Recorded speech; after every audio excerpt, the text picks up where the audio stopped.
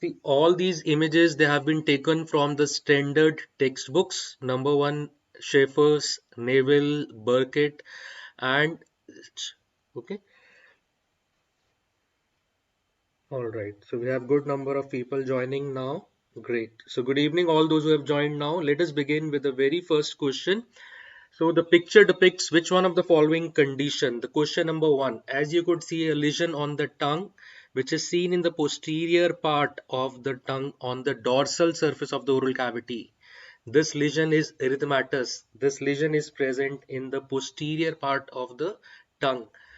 So this is median rhomboid glossitis. Now median rhomboid glossitis is number one etiology is developmental. It is considered as a developmental anomaly. So what is going wrong during the process of development?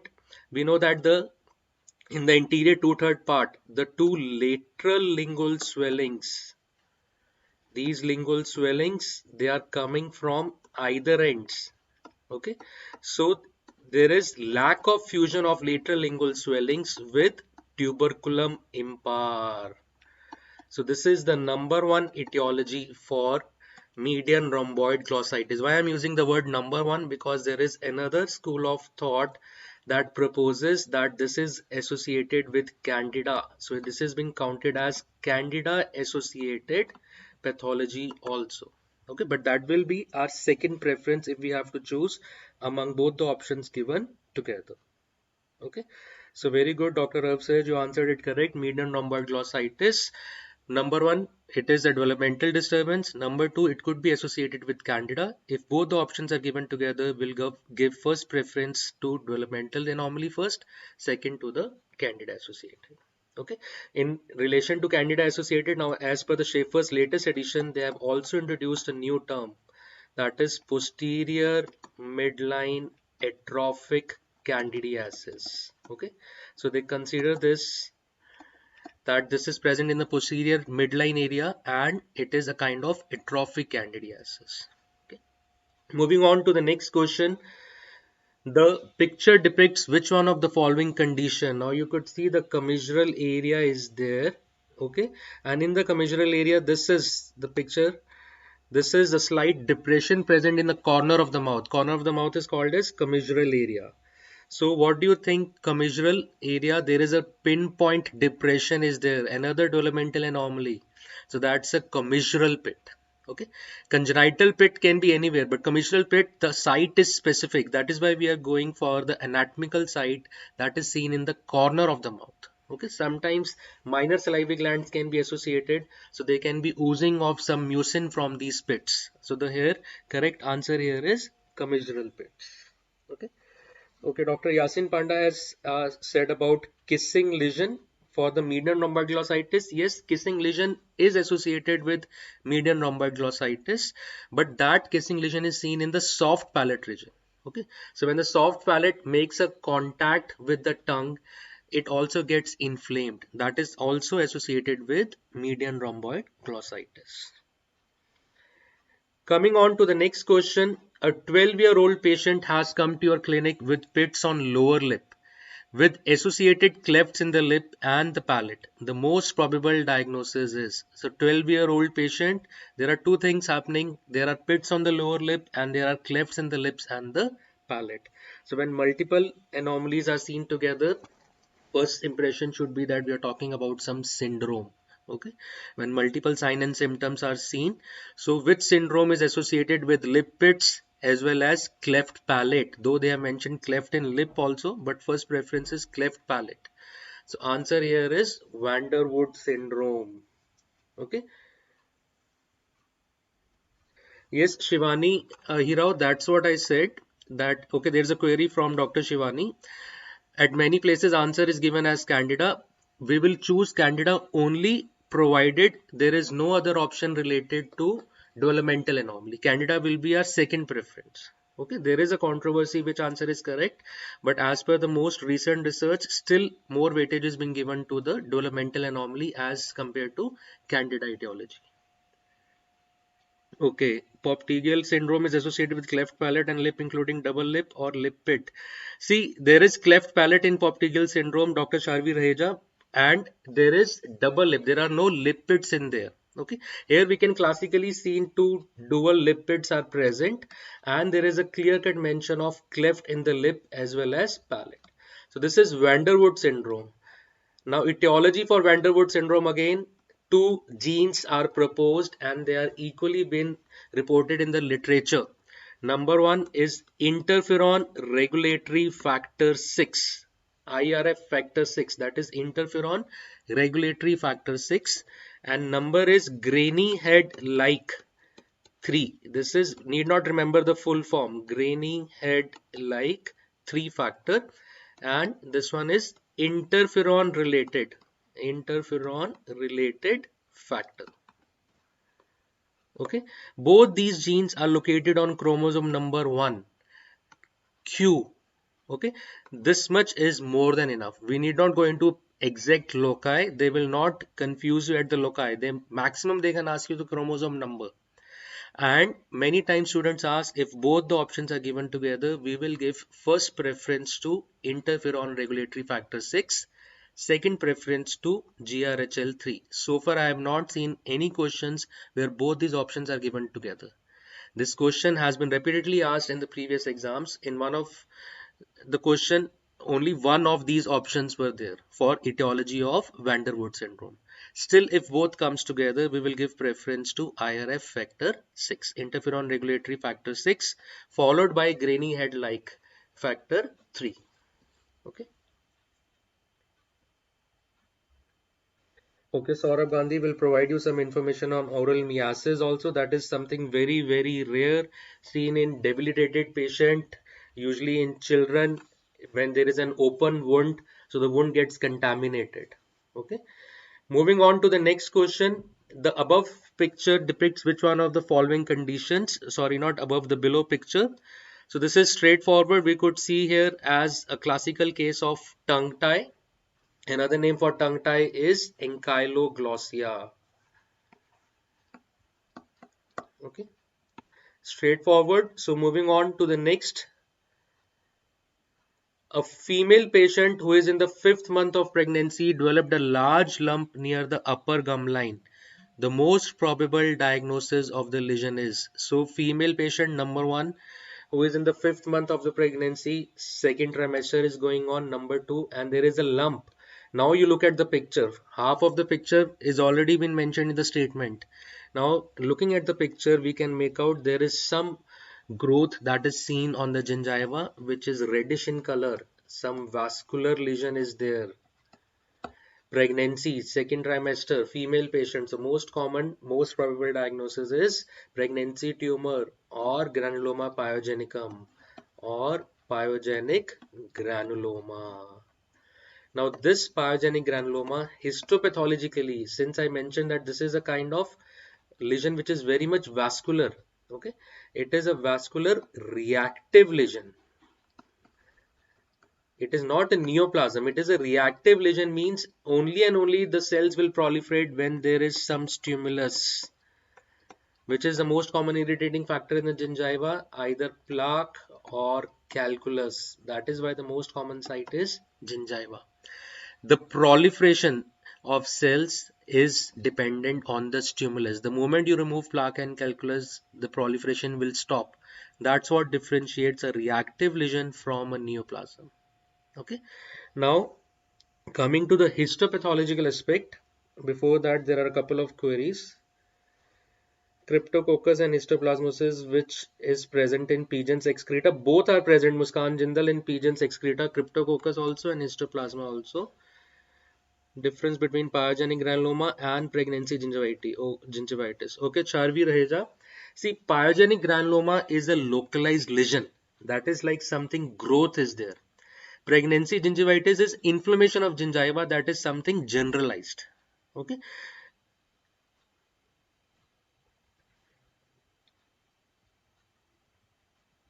So histopathologically, I was saying why we are calling it as a vascular lesion, because there is proliferation of capillaries. So another name for this pyogenic granuloma is lobulated capillary hemangioma. Lots of capillaries are there, lots of endothelial cells are there. So they consider as a kind of capillary hemangioma, lobulated capillary hemangioma. That's another name based on the histopathological feature of pyogenic granuloma. What is happening in basically pregnancy? There is increase in the level of the hormone progesterone. This hormone basically increases the blood supply.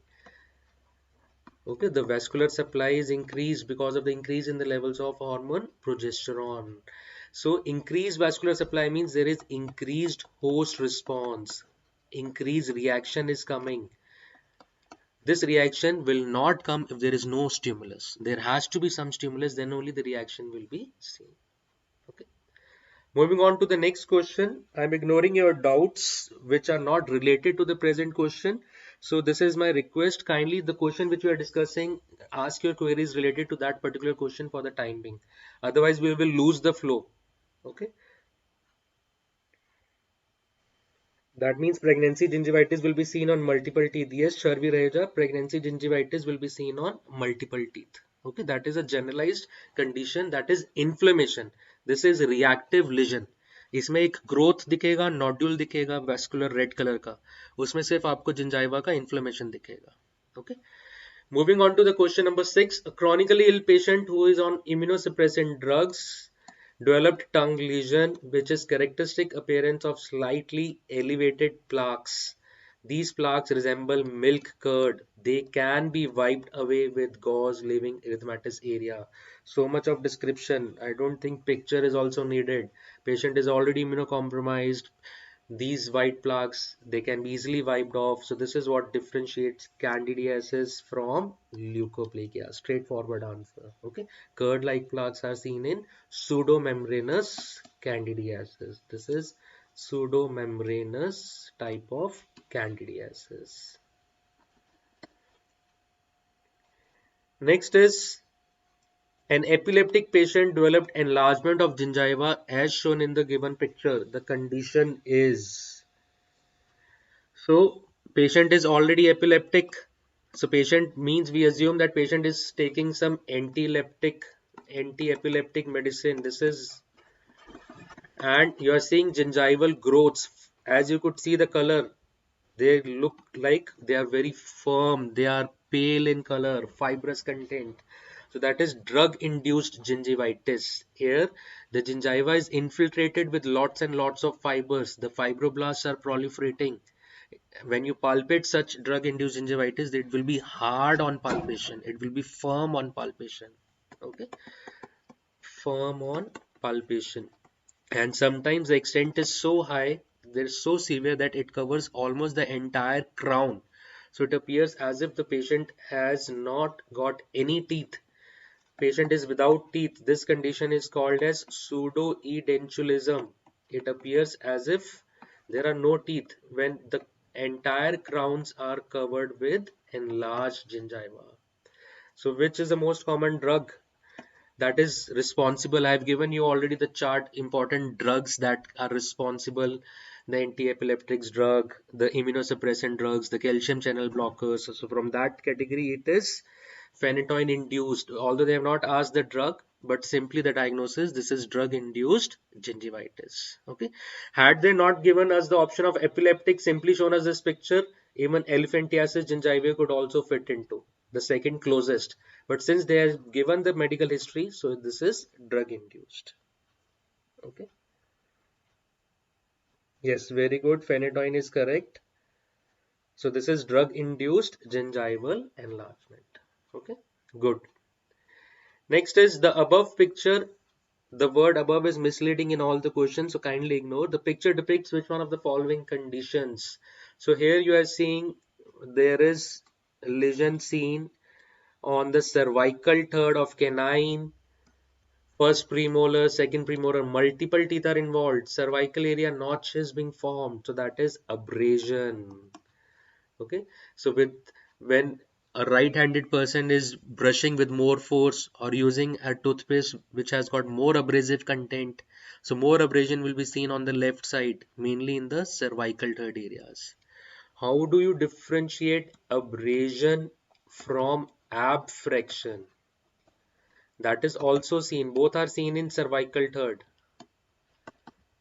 Okay. Abrasion, mostly multiple teeth are involved. As we could see in this picture also, abfraction, one tooth at a time. Okay. So whenever there are more forces, the cervical third is acting like a fulcrum. And the most important difference is if there is any restoration which is present in the cervical third, so in abrasion, the surface of the restoration will also get abraded. Okay. So restoration is not dislodged. Whereas in abfraction, if something is present in the cervical third and that is acting as a fulcrum, so whatever is present in cervical third will come out. Okay, so here the restoration will be dislodged. This is the most important difference. This has not come, but it can come as a new question. How do you differentiate between abrasion and abfraction? Abfraction is subgingival. That is also another difference, Ayush Jain. In case of gingival recession, okay, it is when the gingival recession is extreme, then you cannot put in this point that this is always subgingival. Okay, that is not the criteria for abfraction, though we do say that this is seen in the subgingival areas. But in case of severe gingival recession, see, it depends which point of the tooth is acting as a fulcrum. Where are the more compressive forces are acting, that will go off, right? So that's a valid point. Mostly abfraction is subgingival. We can consider that also, but not in case of severe gingival recession. Yes, in abfraction there is occlusal stress, whereas in abrasion there is mechanical trauma. Another difference, correct? But if they just show you the clinical picture, then how will you differentiate? These points will also be counted. Good, rough edge. That's also a valid point. Abfraction can be seen in trauma from occlusion. Yes, Yash, it can be seen. One of the uh, reasons what we say for abfraction is when the occlusal forces are more concentrated on a particular tooth. Okay, whenever the tooth is any rotated or it is bearing more forces than expected, then it might show abfraction. Okay, next is identify the skin disease. So you could see the lesions on the skin, a classical picture. What kind of lesions can we make out? These are target lesions, classically seen target lesions, or we also call them as iris lesions. Eyes की iris की तरह दिख रहा है.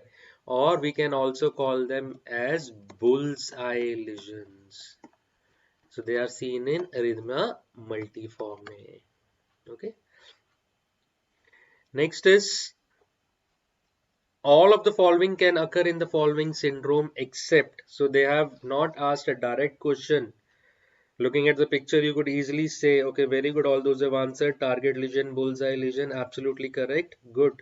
Dr. Deepika, Prerna, Varsha, Shivani, absolutely correct. So looking at this picture, the person can bring his shoulders in front. Either the clavicle is short or the entire clavicle is missing. So that is cleidocranial dysplasia, but he has not asked us the diagnosis. What all can be seen in cleidocranial dysplasia except, so what is not seen? Hypertelorism, yes. Crowding of teeth, yes. Now here, both in cleidocranial dysplasia also there are multiple unerupted supernumerary teeth. Extra teeth are formed. That is the reason this is another syndrome, another condition where we see multiple dentigerous cysts because of multiple unerupted supernumerary teeth. At the same time, some of the teeth are missing also. There can be hypodontia also. That is also mentioned in Schaeffer's. But if both are mentioned, then we will choose multiple unerupted supernumerary teeth. We will give preference to unerupted supernumerary teeth. Okay. We know that this is because of the mutation of core binding factor alpha. Core binding factor alpha. Now this CBFA, core binding factor alpha, this is also responsible. This is responsible for differentiation of odontoblasts. This is responsible for the differentiation of osteoblasts. That is why bone abnormalities, teeth abnormalities are seen. Okay, CBFA1, if you remember, this is also called as master gene, responsible for tooth development, plays a very important role. But we don't get to see maxillary protrusion and mandibular retrognathism in cleidocranial dysplasia. Okay, although we could see the other things, yes, cellular cementum is absent, very good. Oligopliodontia term can be used here, yes, absolutely correct. Oligopliodontia, as Muskan Jindal has mentioned, that some of the teeth will be missing, some of the teeth will be additional. Okay, so if we give examples of oligopliodontia, one of the examples could be cleidocranial dysplasia. Another name for cleidocranial dysplasia, Mary Centon disease. What else you could see in the picture? There is a depression here. Anterior fontanelle is depressed. So here, such type of head features, they are known as Arnold heads. Okay, that is, and with what type of bones? Bones are also affected. So we see Wormerian bones. Intrasutural bones. Wormian bones can be seen in osteogenesis imperfecta as well as cleidocranial dysplasia. Wormian bones or intrasutural bones. Other features for cleidocranial dysplasia. Next question, identify the following condition. Now this is a trickier one. Many times students get confused. Is it cheilitis glandularis, cheilitis granulomatosa, actinic cheilitis, angular cheilitis? So all four are associated with lips. The word kilo is for lips.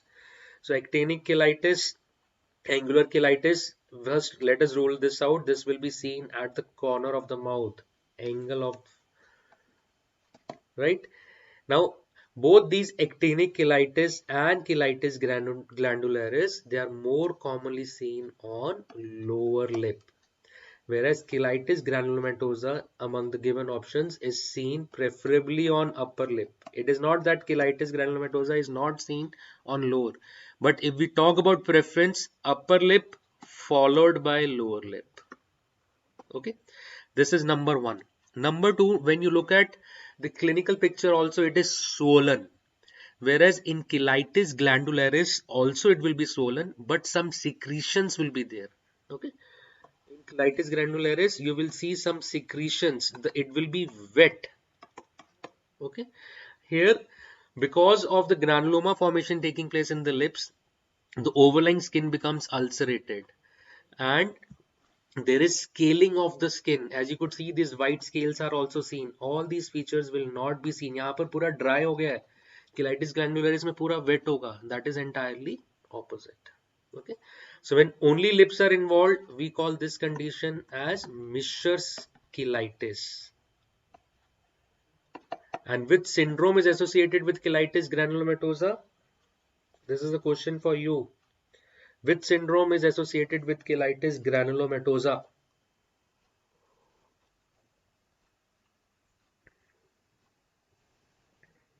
Yes.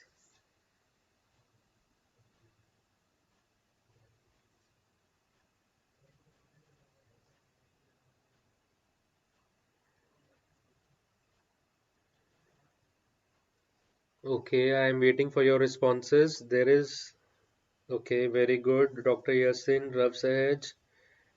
Spelling errors are completely accepted. You just need to mark the correct answer over there. So don't bother about spellings. Sometimes even we miss E and I sometimes.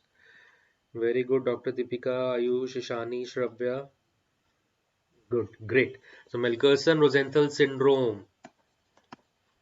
Other two findings will be fissured tongue and facial palsy will also be there along with cheilitis granulomatosa. Very good. All those who have answered.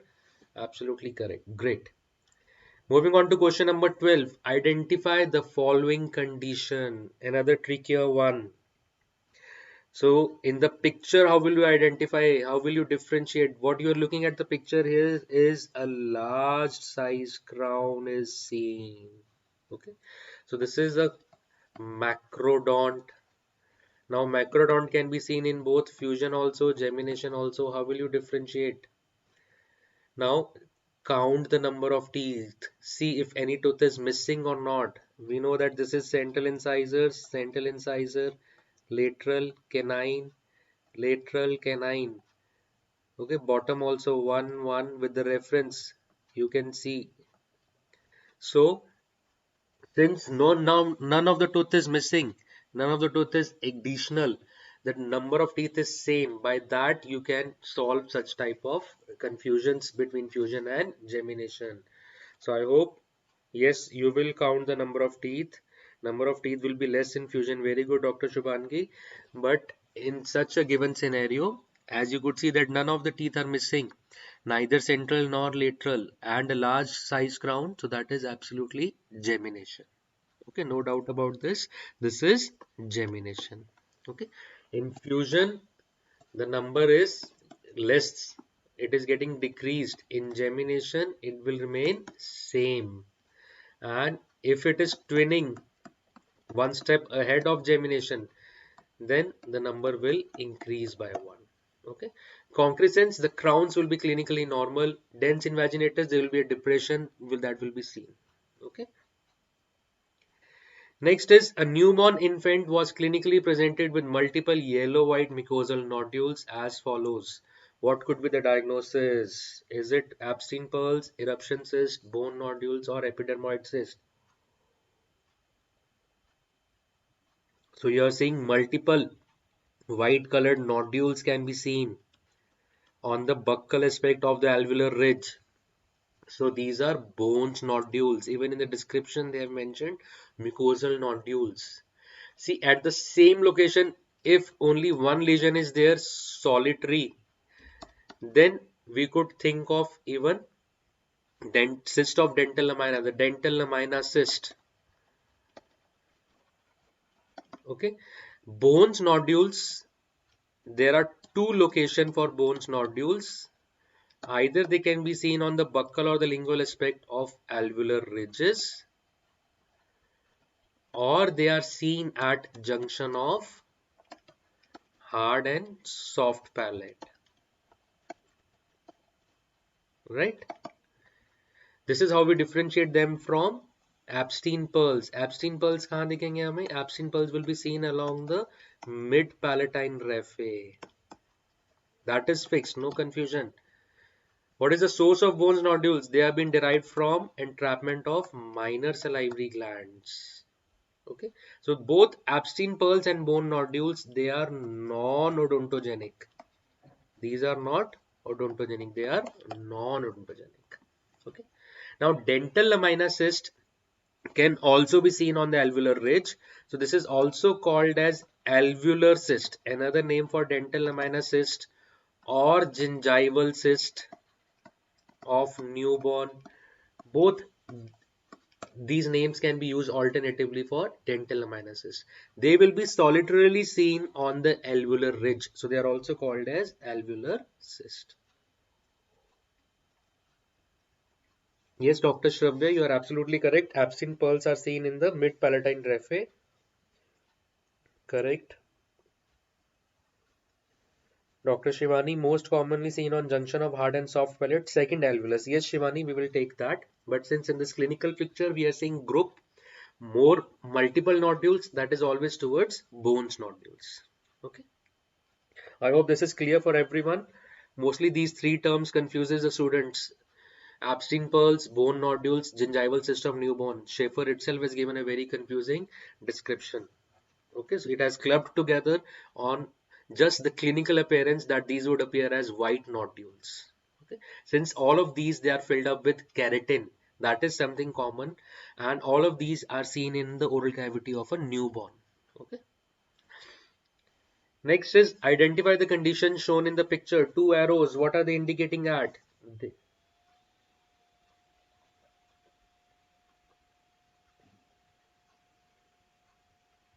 Okay, we have a query from Muskan. Sir, bone nodules are on alveolar and dental lamina cyst on alveolar ridge. See, in the newborn child, you will not be able to differentiate so closely between the site. So, both can in this small sized pictures you won't be able to differentiate the exact size. So always follow whether it is a solitary lesion or it is a multiple lesion.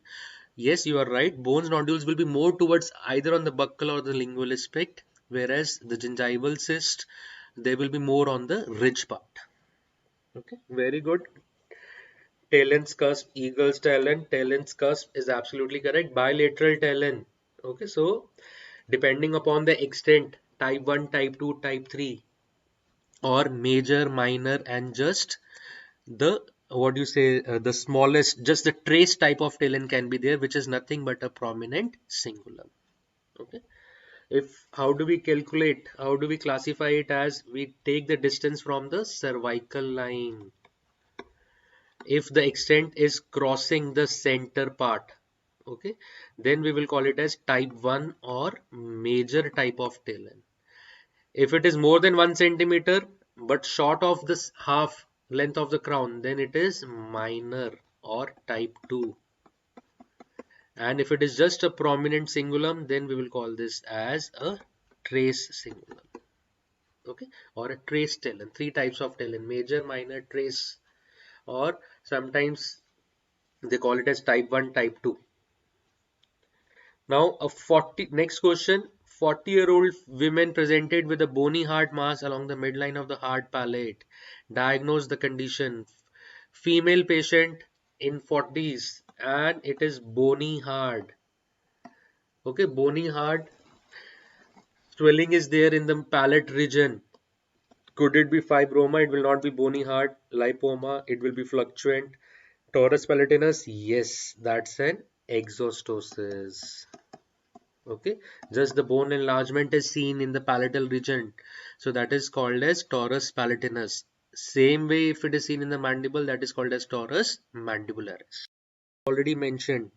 So that is, has the video stuck?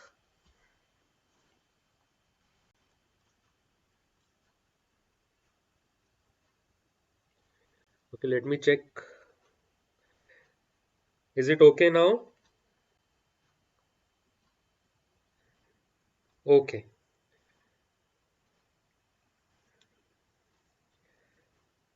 Okay, thank you for the confirmation. So question number 16. Well-defined concavity in the lingual surface of the mandible with salivary gland origin. So question number 16, straightforward. You could see here, though we can easily make out what I'm tracing right now is inferior alveolar canal. So where is the lesion present? The lesion is present below the inferior alveolar canal. This is how we differentiate traumatic bone cyst from static bone cyst. Another name for static bone defect is Stepney cyst. Right? This is a kind of pseudocyst, no epithelium lining. During development, some of the salivary gland tissue, minor salivary gland tissue, got entrapped within the mandible. Okay. Later on, some atrophy of the glandular tissue took place. So what we are seeing is just hollow, empty cavity. When we aspirate such lesion, some glandular tissue remnants might be seen. Otherwise, it is empty. Traumatic bone cyst is also empty. That is also asymptomatic. Most of the times patient does not remember the history of trauma also. That's why I have traced it also, that it is positioned below the inferior alveolar canal. Okay. Most common pseudocyst is mucocele. Okay. Which type? Extravasation type. Most common site, lower lip. Okay. Next is lesion with diffuse gray-white milky opalescent appearance of mucosa that disappears when stretched is seen on the buccal mucosa. So this picture you could see some milky opalescent appearance is there, this patch, and most key here is that this is disappearing when we stretch it. So which white lesion disappears upon stretching? Straightforward answer, that's leukodema. Okay. So because of the edema, it is mucosa is appearing pale, mucosa is appearing grayish white, opalescent. So when we stretch, the edema is dissipating. So that is why the lesion disappears on stretching. Not associated with malignancy. It is not a potentially malignant disorder. It is not considered as potentially malignant disorder. Okay. Next is a 40-year-old male presented with bony hard nodule along the facial aspect of maxillary molar. Identify. Is it gingival hyperplasia, periodontal abscess, exostosis, aphthous ulcer? See, gingival hyperplasia will not be bony hard, it will be firm. Periodontal abscess on palpation will also be firm. Either you will see some drainage is happening through a sinus, very much tender on palpation. Aphthous ulcers, obviously it will be an ulcer, it will not be bony hard something. Okay, so by looking at the options itself, even if you have not heard of this term, you can easily answer that this is an exostosis. Exostosis are simply the overgrowth of bone. Next picture, again the repetition. A young male patient presented with a lip abnormality shown along with the cleft palate. The same question had appeared in the Neet twice. Okay, so this is important. That is Vanderwood syndrome. Already we had discussed. Pierre-Robin syndrome. It is again a triad for micrognathia, then cleft palate and glossoptosis.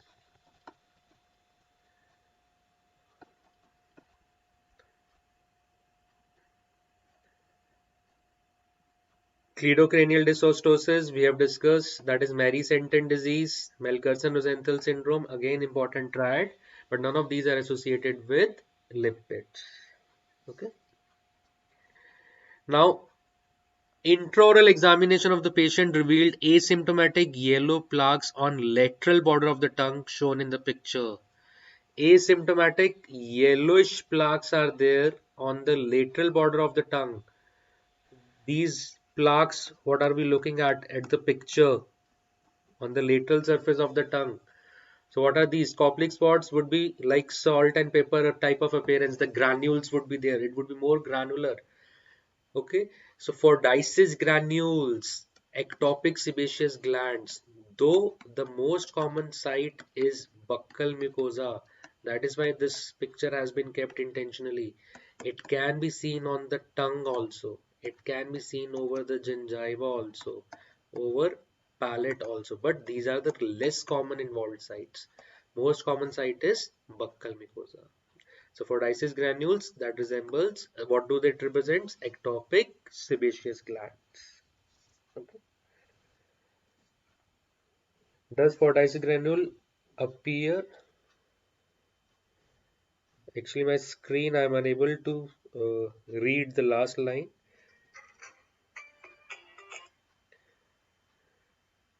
For dices granules, the incidence increases with the increasing age. Okay, it might not be seen in each and every individual, but the incidence definitely increases with increasing age. Okay. Next is a heavy smoker and tobacco chewer complains of brown discoloration of his tongue. What is the cause of the condition? नहाते नहाते patient के मुंह में shampoo चला गया और टंग के ऊपर बाल आ गए. What are these hair? This is a hairy tongue. Classical picture of hairy tongue. So there is hypertrophy. Is not as the diagnosis. Reason for this is hypertrophy of filiform papillae. Okay.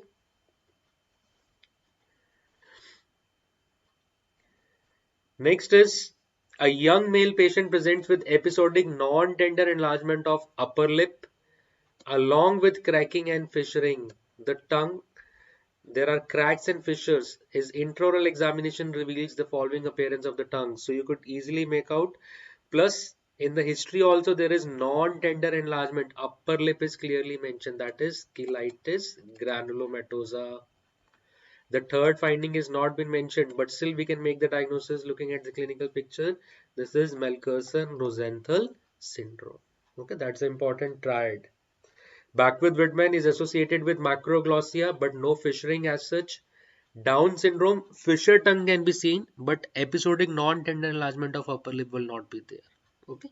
A cancerophobic patient presented with the following asymptomatic, this is very important, slow growing bony heart swelling. The most likely diagnosis is, so again looking at the clinical picture, bony heart swelling, this is just to make the question more interesting. Cancerophobic, Most of the times patients say कि मेरे मुंह में cancer हो गया when they see any growth, but this is not associated with any pain, any loss of appetite, slow growing, bony hard in the palatal region. So most common it will be torus palatinus. Okay.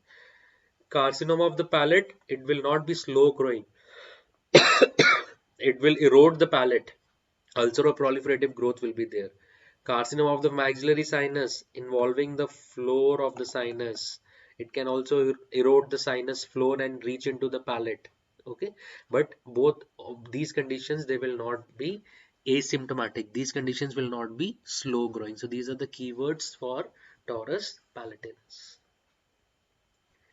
Next is differential diagnosis for a swelling involving the lateral aspect of the nose with obliteration of not be. क्या हो सकता है नहीं पूछ रहा, क्या नहीं हो सकता. So we are seeing a swelling here. This region, this is entirely swollen, and there is obliteration of the nasolabial fold. Description में भी वो clear कर रहा है कि swelling यहीं पर है, nose के नीचे, lips के ऊपर. So canine space infection, yes, that's the place. Cellulitis can be anywhere. Nasolabial cyst, yes, that's the soft tissue counterpart of globulomaxillary cyst.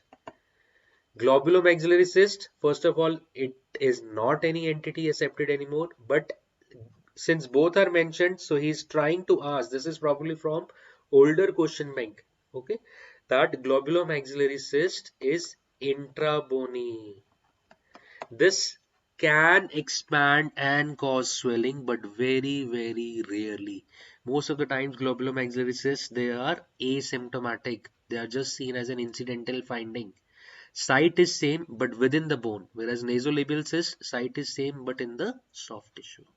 Okay, so we will not argue. We can justify this answer by saying that globulomaxillary cyst is not an entity. That is partially correct. But looking at that globulomaxillary cyst, जब होता था तब कैसे मानते थे कि that it is asymptomatic. Okay, it is not associated with any facial swelling. Next is, this young child presents with a midline mass that moves up with protrusion of the tongue. What is the diagnosis? So you are seeing a lesion in the neck, and this is moving with the movement protrusion of the tongue. जब tongue को बाहर निकाल रहे हैं तो lesion is getting stretched, it is also getting moved. So we know that during development of thyroid there is foramen cecum. From this foramen cecum, what originates is thyroglossal duct. So remnants of thyroglossal duct in future can give rise to thyroglossal duct cyst. If it persists over the tongue, then it can also give rise to lingual thyroid. Okay, so since it is connected, so this usually moves along with the protrusion of the tongue, that is thyroglossal duct. Next, question number 28. The following abnormality of the hand is known as. What are you looking at? This is a hand, the thumb part. Now look at this. This is, you cannot differentiate in between the fingers. They are fused together. The word for fingers is dactyly.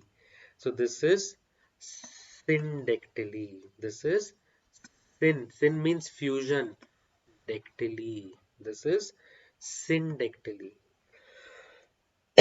Okay. So fusion of the fingers. Now syndactyly, looking at the clinical picture, he has just asked us the term. And this is seen in Apert syndrome, where actual fusion is taking place at the bone level. Whereas in leprosy, especially the lepromatous type, these lepromas are formed which fuse with each other. So that is the something that is associated with pseudosyndactyly. Okay, leprosy में क्या हो रहा है? Fusion is taking place only at the level of skin. So that is pseudosyndactyly, whereas true syndactyly is seen in Apert syndrome. Okay, there are other terms also, but not associated with any of the oral lesions. Clinodactyly, ectrodactyly, adactyly, इतना details में जाने का जरूरत नहीं है. Okay. Next is, this patient presents with hypoplastic mandible, downward slanting of palpebral fissures, very classical feature. Ear defects, hypoplastic mandible, सब कुछ बता दिया, picture भी दे दिया. So this is classical case of Treacher-Collins syndrome. Now Treacher-Collins syndrome, also known as mandibulofacial dysostosis syndrome, right? So it is considered as one of the common syndromes associated with the defect of first and second arches. Okay, so Treacher-Collins syndrome, which gene is involved? Triacle or TCOF1. Full form याद करने की जरूरत नहीं है. That is located on chromosome number 5q. That's enough. Okay, triacle is the protein which gets mutated because of the mutation gene. This gene is present on the chromosome number 5q. Okay. Okay, Kabir Jaiswal, difference between Apert and Carpenter syndrome. See, Apert and Carpenter syndrome, first and foremost, both will have syndactyly. Carpenter syndrome, we say polydactyly is also seen. Okay, multiple fingers, additional fingers, that is polydactyly. Plus, soft tissue defects are seen in Carpenter syndrome, which are not seen in Apert syndrome. Okay, Apert syndrome में सिर्फ syndactyly होगा, polydactyly नहीं होगा. और soft tissue defects का incidence ज्यादा Carpenter syndrome में है. Both can show clover leaf shaped skull. Okay, even Crouzon syndrome can also show clover leaf shaped skull. So basically we can differentiate on the basis of polydactyly, which is seen in Carpenter syndrome, not seen in Apert syndrome. Next, question number 30. Bluish black intrinsic discoloration of the dentition as shown in the figure. Bluish black intrinsic discoloration of the dentition. So bluish black discoloration दिख रहा है. Jaundice में होगा? नहीं. Erythroblastis fetalis में होगा? नहीं. Alkaptonuria. It is more of black. Word is important here. Tetracycline staining grayish रहेगा. That fluoresces with UV light. Jaundice और erythroblastis fetalis में it is greenish or greenish yellow. Okay. In alkaptonuria, now what is alkaptonuria? Not a common disease but associated with protein metabolism. So it says rare genetic inborn error of protein metabolism due to the deficiency of the enzyme homogentisate 1,2-dioxygenase. पूरा नाम याद रखना जरूरी नहीं है. HGD, just the short form, deficiency of the enzyme HGD, leading to the accumulation of homogenic acid in the connective tissue. This is called as ochronosis. You would have read this in your general path, general medicine also. Ochronosis. Okay, and such patients, their urine is also black colored. So which disease is associated with black colored urine? Alkaptonuria. Okay, due to the deficiency of the enzyme HGD. Okay, discoloration of the connective tissue. This acid gets accumulated in the connective tissue. This condition is called as ochronosis. Okay. Okay, Shivani has a query here. When first arch syndrome is asked and both Treacher-Collins and Pierre-Robin are in option, then what to choose? We will give preference to Treacher-Collins. Okay, though Treacher-Collins, we take that some component of second arch is also involved, but that is will give more preference if both are given together. So deficiency of this enzyme homogentisate 1,2-dioxygenase. Okay, okay, you had read this in biochemistry? Good, great. Next, patient with facial asymmetry presented with the following appearance of the tongue. This condition may be. So this question we are seeing this from my UG time, very long time back, but still we are anticipating that this can pop up again. See, first of all, you are seeing that the tongue is asymmetrical. Okay, if we draw the midline, one half is bigger, one half is smaller. So my confusion used to be whether it is hemifacial atrophy or it is hemifacial hypertrophy. To differentiate between the two, so here what we are looking at, this part is getting enlarged. This is not normal.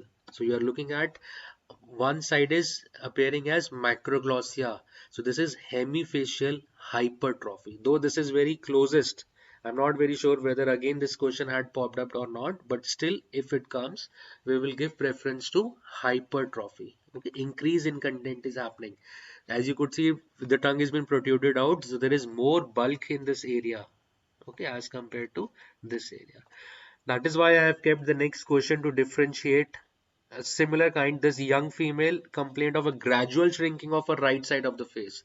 So here we could see that this is something normal, this side is affected. So half side of the face is involved. So this is facial hemiatrophy, also known as Perry-Romberg syndrome. Okay, so here if the tongue has been shown, so that part of the tongue also undergoes atrophy. Okay, Perry-Romberg syndrome associated with scleroderma. One of the manifestations of scleroderma is Perry-Romberg syndrome. Okay, Perry-Romberg or hemifacial atrophy. Yes, Jyoti. Okay. Next is a female patient. Yes, Rav said in scleroderma, Coupe de Saber will be seen. Correct. Question number 33 now. A female patient presented with kinky steel wool hair. Kinky steel wool, जैसे जिससे हम बर्तन धोते हैं, that is kinky steel wool. और I also say Maggie like hair. जैसे Maggi आपस में entangled है वैसा. Okay, like this kind of hair they are called as kinky steel wool hair, जिससे आप बर्तन धोते हो वो. और this type of dentition is also seen. So more than one. That means we are talking about some syndrome. So that is one is something related with the hair, with the name itself. You can guess tricho word is for hair. So hair defects are there.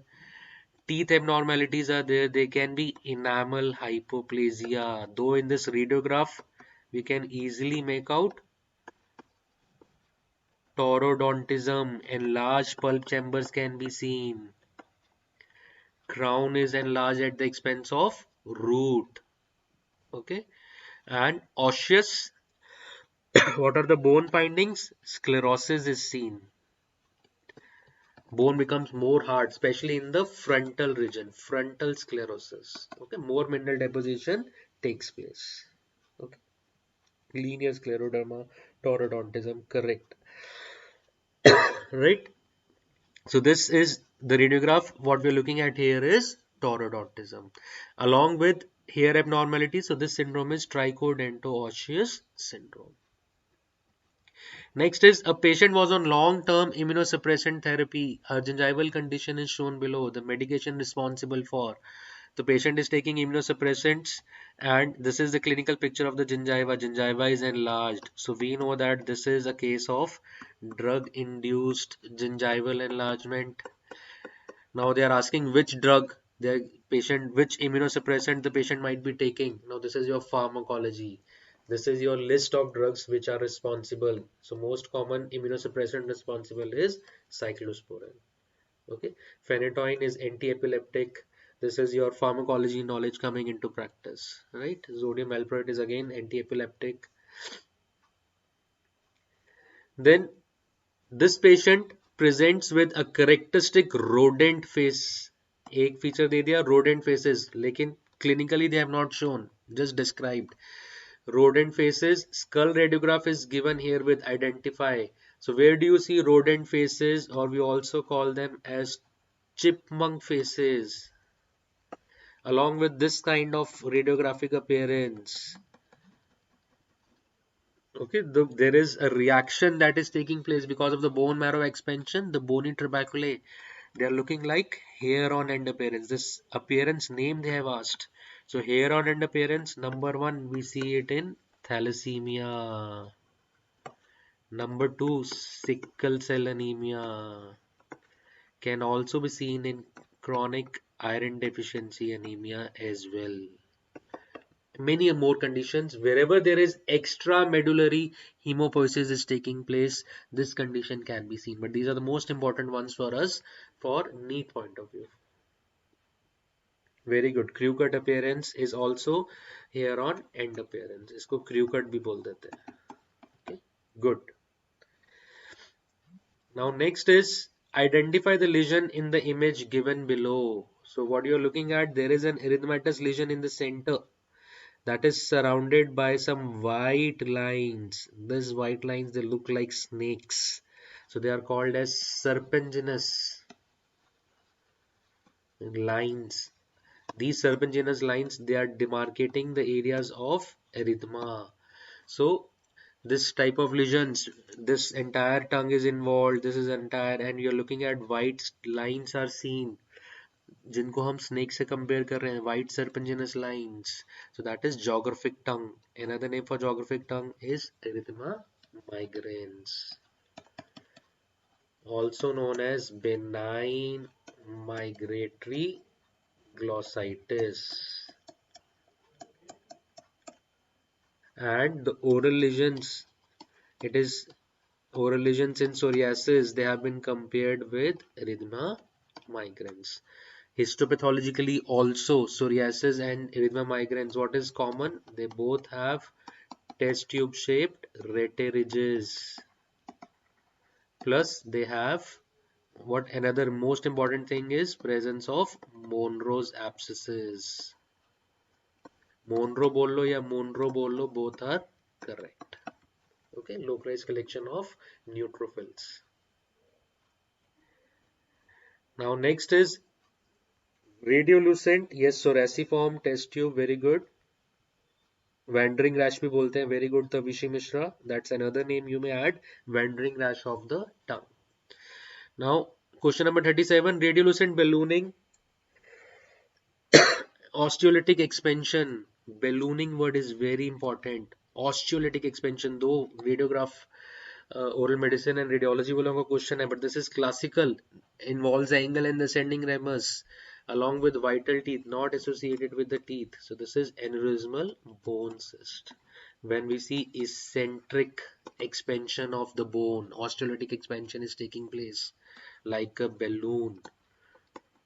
Okay, so there is ballooning expansion. Is balloon कैसे फैलेगा? Balloon is like, it's not uniform. At one end it is narrow and then it expands. Okay, like a balloon.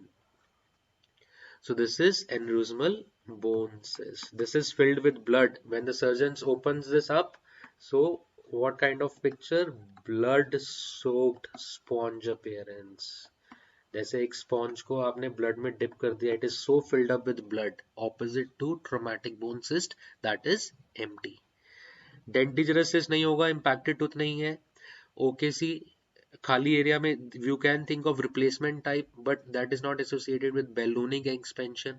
Radicular cyst, the tooth is vital, so that is ruled out. Next, in which of the following condition is the following feature seen? You are stretching the skin like a rubber. This is a picture taken from rubber man syndrome. Scientific name is Ehlers-Danlos syndrome. और क्या होगा Ehlers-Danlos syndrome में? There is hyperstretchability, hyperextensibility of skin, hyperflexibility of joints will be there. इसीलिए रबड़ की तरह है वो. And increased incidence of pulp stones. Mostly there is flattening of DJ is also seen. Flattening of dentino-enamel junction. Where else we can see flattening of dentino-enamel junction? We can see this in scleroderma. We can see this in dentinogenesis imperfecta also, along with Ehlers-Danlos syndrome. Okay. Okay, very good. Gorlin sign is also positive. More than 50% of the patients can touch the tip of the nose with the tip of the tongue. Okay, that's a sign called as Gorlin sign. Good, you remembered. Very good. Next is identify the condition given below. Radiograph में क्या दिख रहा है? Clear cut tooth नहीं दिख रहा, only tooth का shadow is visible. Okay, only shadow of the tooth. Impression of the tooth is there. So this is ghost teeth, regional odontodysplasia. Okay, ghost teeth. Now here there is very thin enamel, very thin dentine, and because enamel and dentine are very thin, so you will see enlarged pulp chambers. Ghost teeth are also called as odontogenesis imperfecta. Histopathologically, if you take a section of such teeth, we see large areas of predentine, unmineralized dentine. We see large areas of interglobular dentine. Okay, and also in an unerupted tooth like this, though in this radiograph we cannot see, sometimes there can be presence of enamel conglomerates. Okay, enameloid conglomerates. What are these conglomerates? These are basically calcifications which are seen in reduced enamel epithelium. Reduced enamel epithelium के कुछ कुछ अंदर calcifications मिल जाती हैं. So these are known as enameloid conglomerates. Okay, इस radiograph में नहीं है, but that can be an additional question. Okay. Next, identify the condition on the basis of the picture given. So what can you see here? Look at this again. Compare half side of the face. This is normal. This is affected. Even you can make out the ear part is affected. So this is Goldenhar syndrome, hemifacial microsomia, right?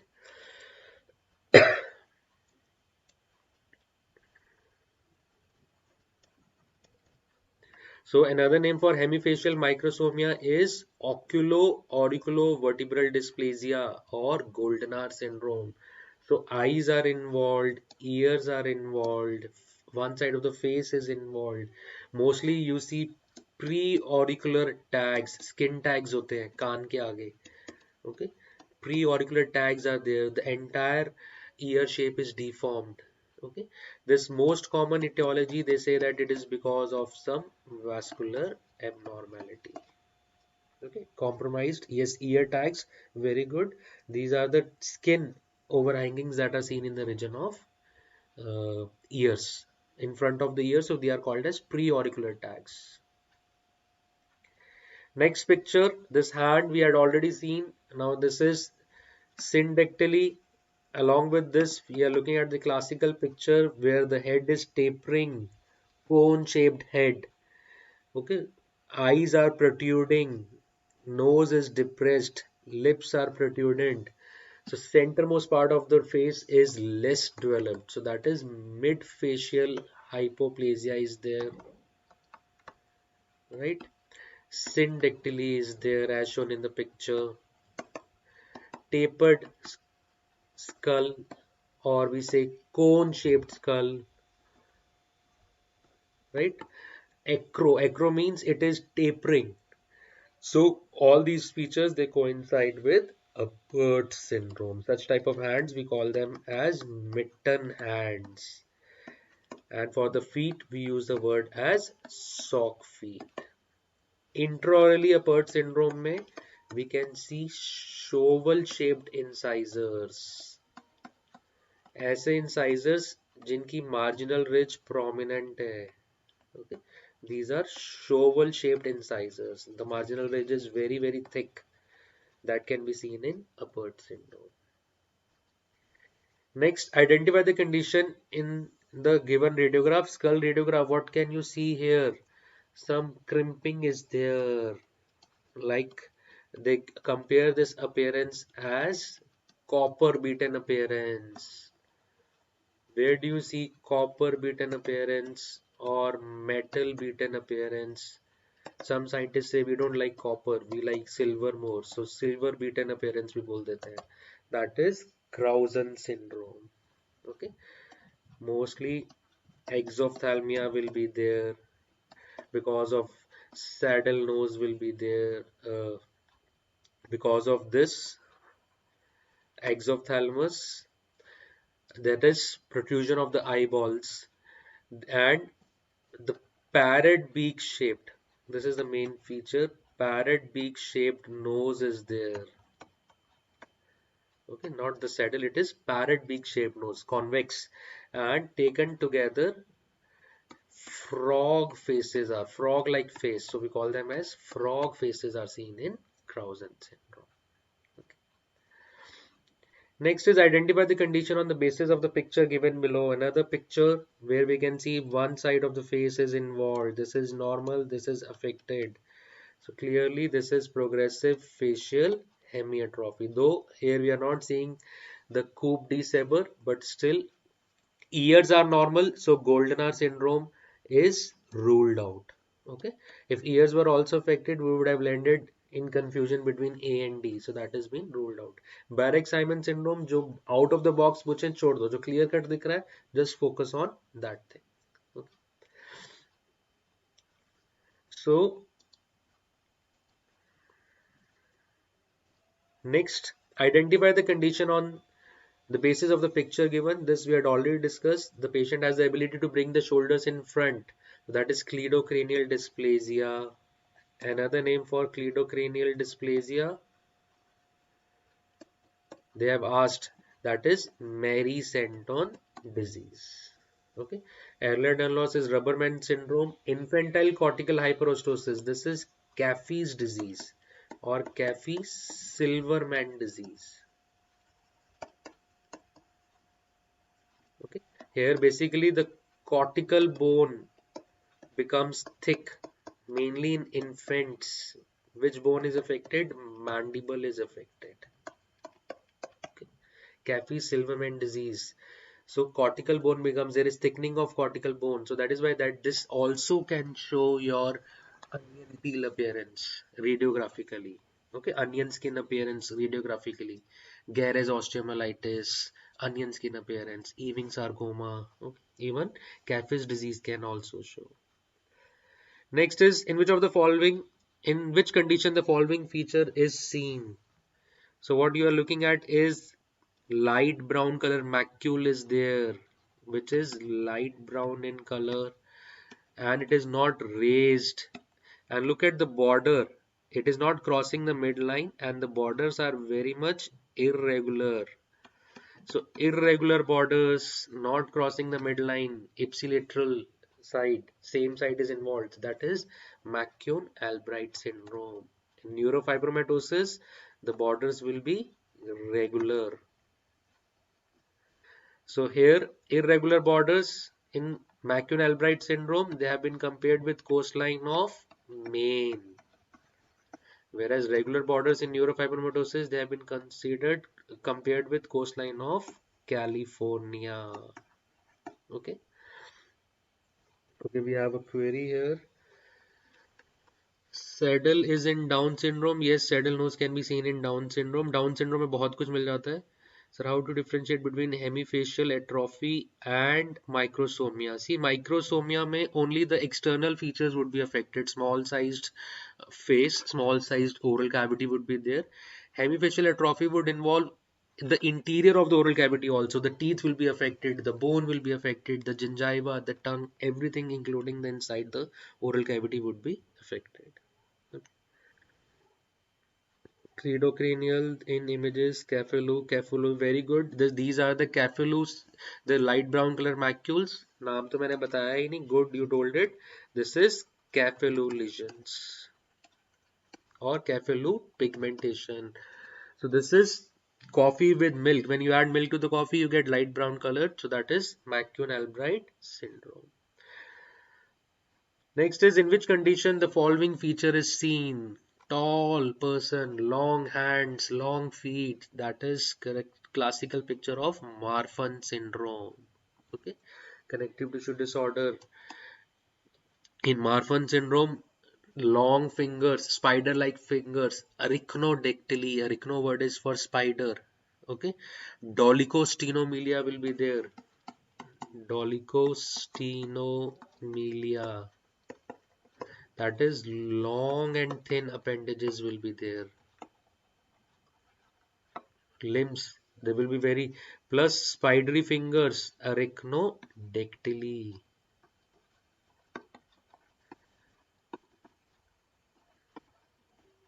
मकड़ी की तरह, right? Another question related to Marfan syndrome, identify the following diagnostic feature. So I've told you a couple of tests for Marfan syndrome. For long fingers, arachnodactyly, one of the pictures shown here is once you close your fist, the thumb is coming outside. So this is positive Sternberg test. Okay, so this is Sternberg test. Sternberg sign और Sternberg test means one and the same thing. Walker sign भी इसी में करते हैं, Marfan syndrome में ही करेंगे. उसमें कैसे करेंगे? You wrist is used and fold the hand. If the fingers are overlapping the thumb, then we say that the Walker sign is positive. इसमें हम fist fold कर रहे हैं, उसमें wrist को. Okay, so if you have got very long fingers, your fingers will overlap the thumb part. So that is Walker sign. That is also for long fingers in Marfan syndrome.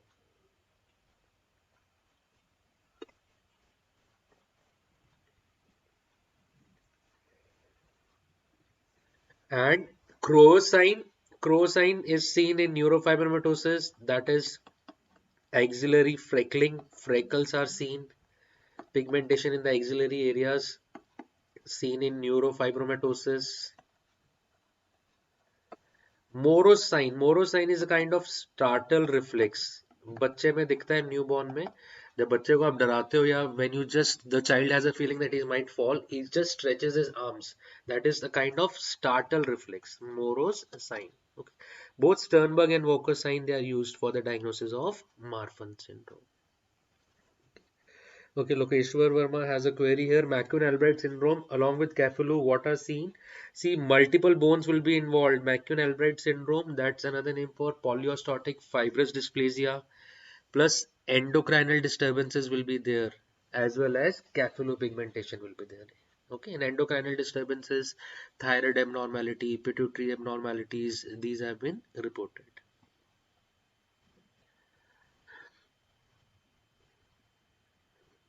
Next is identify the condition on the basis of the radiograph given. So what you can see here is a little difficult one to identify, but they have put arrows here.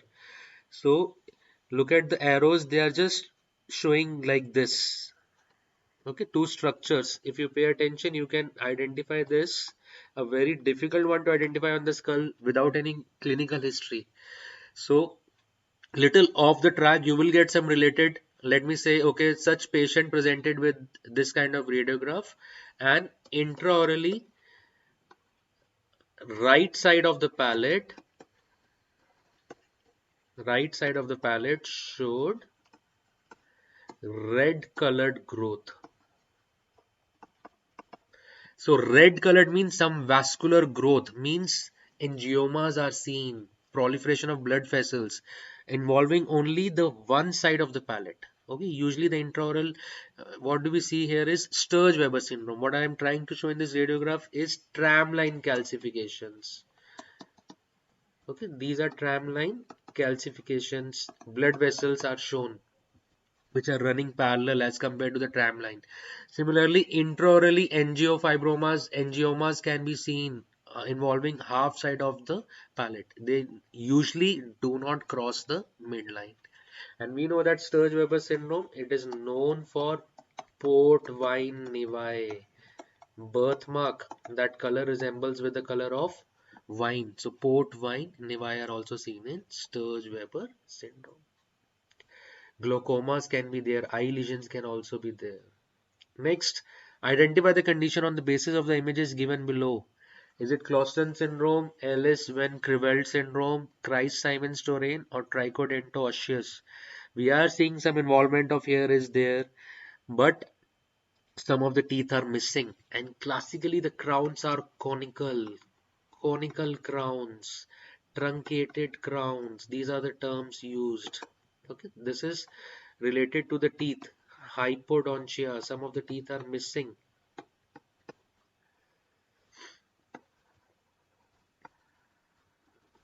What else you could see in this clinical picture? Loss of hair, less hair is there, frontal bossing is there, saddle nose is there, lips are also protrudent. Okay, and there is dark staining seen surrounding the eyes also. It's a classical picture for clinical picture for Christ-Simons-Touraine syndrome. That is anhydrotic type of ectodermal dysplasia. Ectodermal derivatives are affected. Skin, And skin and legs are affected. Teeth are also affected in anhydrotic type. This mode of transmission is X-linked recessive. So males are affected, females are just the carriers. Clausen syndrome, that's the other type of, that is the hydrotic type of. Clausen is the name for the hydrotic type of ectodermal dysplasia. How do we differentiate here? No teeth abnormality will be seen. Okay, normal faces will be seen. No protuberance of the lips, no frontal bossing, no teeth abnormalities. Okay, so these are the major differences. Even hydrotic and hydrotic means one is dry, one is wet, if you simply go by the literal meaning. So here normal sweat glands are not affected. Okay, whereas anhydrotic means sweat glands are affected. Usually when the child are born with this disease, mostly one of the basis for the diagnosis is hyperpyrexia, increase in temperature, because sweat glands are not there, sweating is not taking place, body is not able to regulate the temperature. So hyperpyrexia is one of the common presenting symptoms in these kind of patients. Okay. Next, identify the following image. This is a kind of heading says dental status of missing person. Missing person का हम dental status note कर रहे हैं. So all the teeth details, and this is yellow in color. Question from forensic odontology. This kind of chart is known as odontogram. Two types of odontogram. This one is antemortem. Another is post-mortem, before death, after death. So antemortem is yellow in color. Post-mortem will be pink in color. Remember, P for post, P for pink, pink in color. And if we have got this information, then we can use this for identification of the missing person. This is called as comparative identification, where we are comparing. Comparative identification. If either of these two are missing, somehow we are not able to get the post-mortem details or anti-mortem details are not there, then we go for reconstructive identification. That is dental profiling. Okay. Next is identify the non-metric features seen in the image. So here you are looking at the lingual fossa is more depressed, more deeper, and the marginal ridges are thick. So this is called as shoveling. So shoveling is also used as one of the non-metric feature, and pathologically speaking, if it is excess, this is also seen in Apert syndrome. That's something pathological. This is used as one of the non-metric. Metric means which cannot be measured. We don't need a scale to measure the size. We just simply say present or absent. Cusp of carabali, non-metric feature. Okay, three cusp maxillary second molar, non-metric feature. Winging of incisors, non-metric feature. Shoveling of incisors. Winging में क्या होगा? Central incisors, they are twisted like this. Okay, mesially inside. So like the wings of the bird. So that is winging. So shoveling is used as one of the non-metric identifying feature. Next, identify the process. Here we are using an acetate paper and recording the impression of the surface, and alongside the picture, just like fingerprints are recorded. So here what prints are we recording? We are recording the rod end print. Prints of the rod's ends. This study of rod end prints, this is known as amyloglyphics. This scientist, the researcher who first discovered amyloglyphics was Manjunath. Okay, so Manjunath gave the concept of amyloglyphics, though it is not universally accepted, but one of the terms that can be used, study of rod end prints, is amyloglyphics. Next, in which of the following condition is the test as depicted in the image? So what we are using here is a filter paper in the distal half of the eye. So in which of the test we use the filter paper? to check dryness of eyes in Sjogren's syndrome. Whatman filter paper is used, and we say use it for 5 minutes.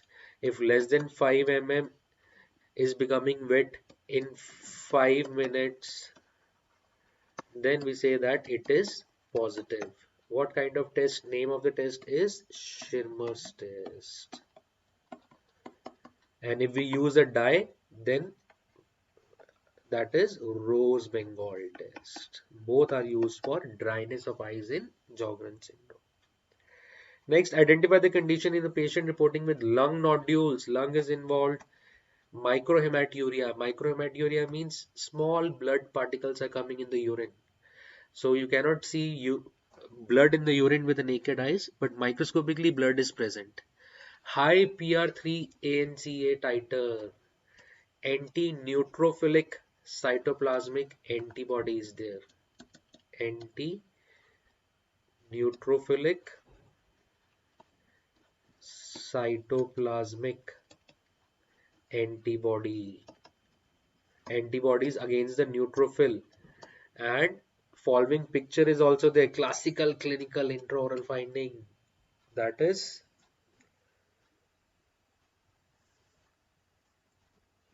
racial predilection can be seen in winging. Yes, Disha, you can find in some races that winging is commonly seen.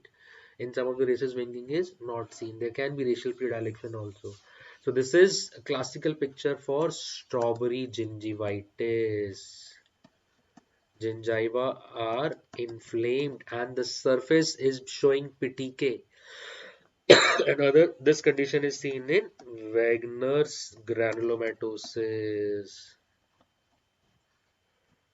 So, granulomatosis with polyangiitis is another name for Wegener's granulomatosis, where we are seeing necrotizing granulomas in the respiratory tract.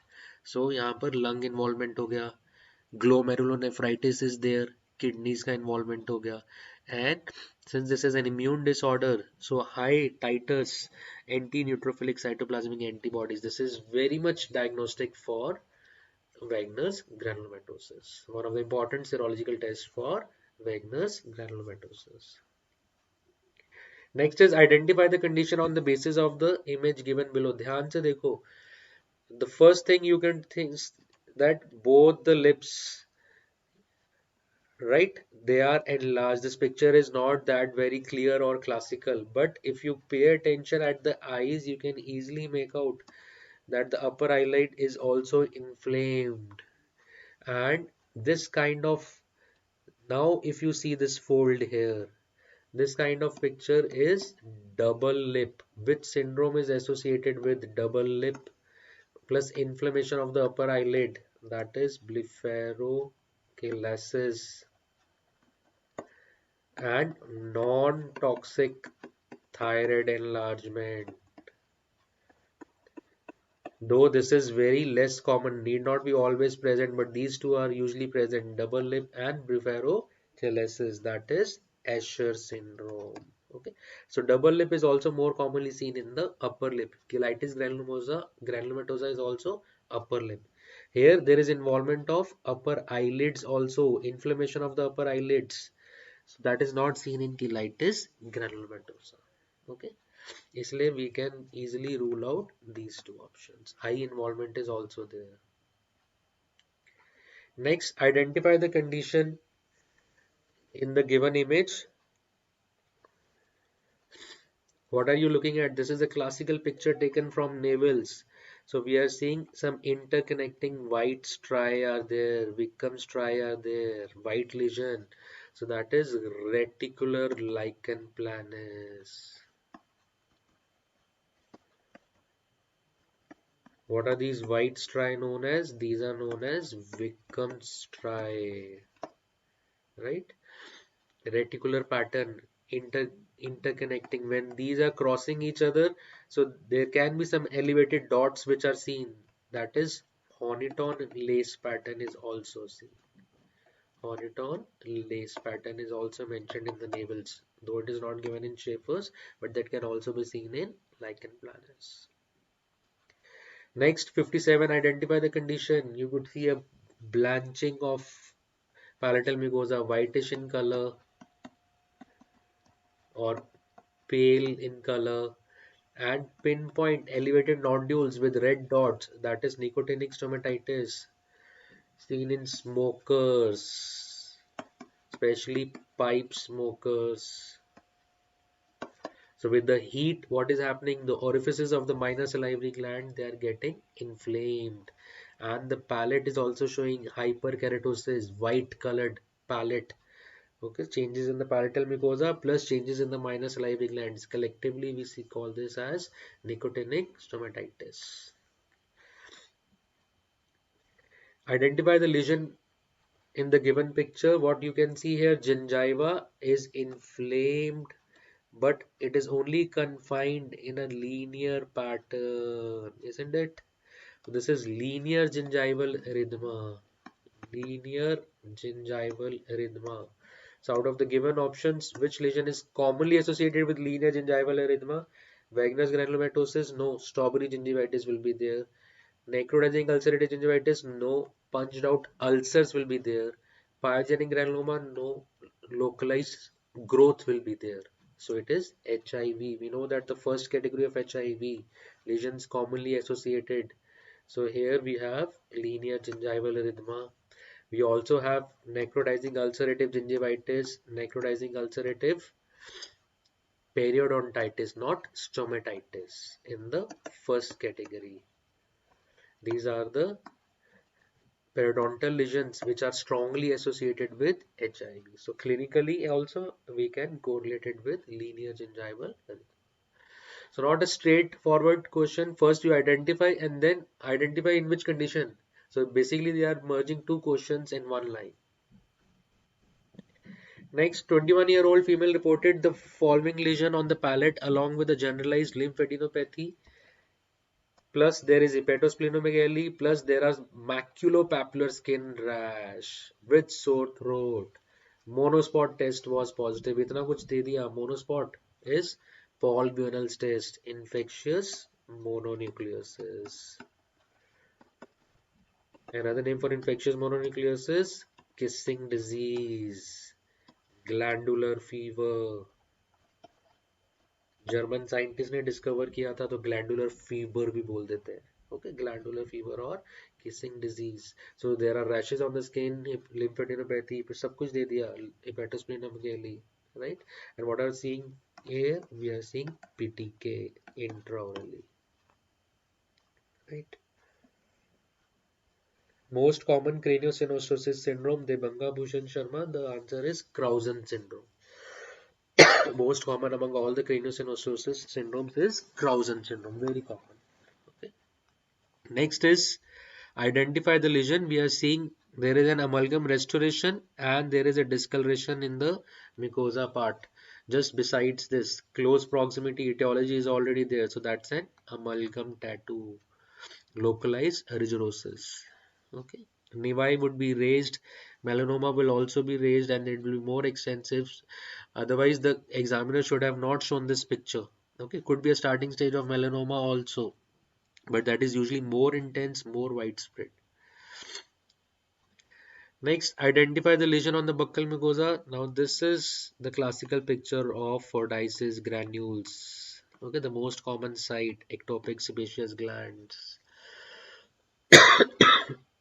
Again, the repetition. With this, we had started with the very first question. Identify the condition. So this is median rhomboid glossitis. A different patient, different kind of lesion. Site is same. So I'm just going to the next one. Identify the condition here. Now in the floor of the mouth you are seeing a swelling resembling a frog's belly. So that is ranula.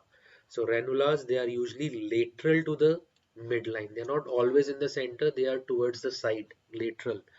Most common reason for ranula is mucocele associated with sublingual gland. Which type of mucocele? The extravasation type. Okay, and if this swelling dissects the mylohyoid muscle and reaches onto the neck, that is called as cervical ranula.